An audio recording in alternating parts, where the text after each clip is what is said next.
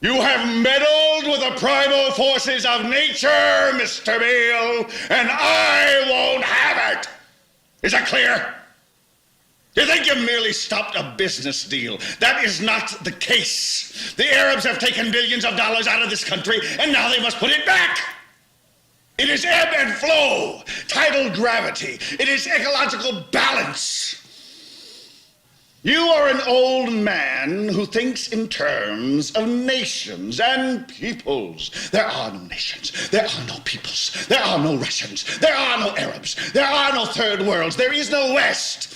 There is only one holistic system of systems. One vast and immane, interwoven, interacting, multivariate, multinational dominion of dollars. Petrodollars, electrodollars, multi-dollars, Reichmarks, rims, rubles, pounds, and shekels. It is the international system of currency which determines the totality of life on this planet. That is the natural order of things today. That is the atomic and subatomic and galactic structure of things today. And you have meddled with the primal forces of nature. And you will atone. Am I getting through to you, Mr. Beale?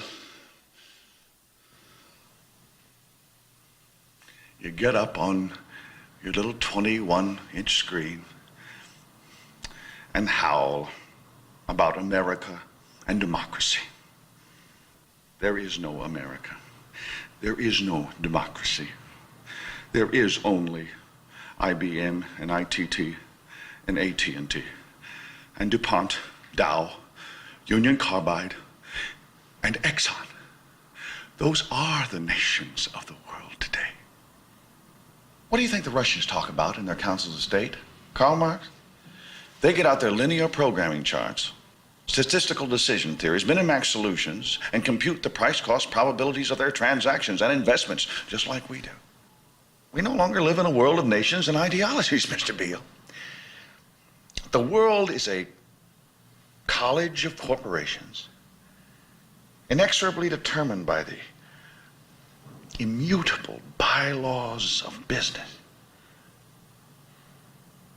The world is a business, Mr. Beale. It has been since man crawled out of the slime. And our children will live, Mr. Beale, to see that perfect world in which there's no war or famine, oppression or brutality.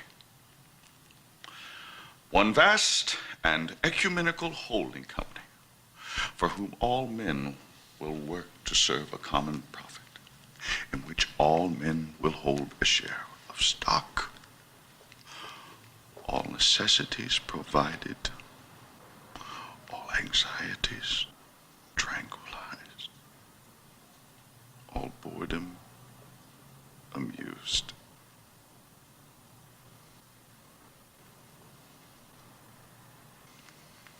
And I have chosen you, Mr. Beale, to preach this evangel. Why me? Because you're on television, dummy. 60 million people watch you every night of the week, Monday through Friday. I have seen the face of God.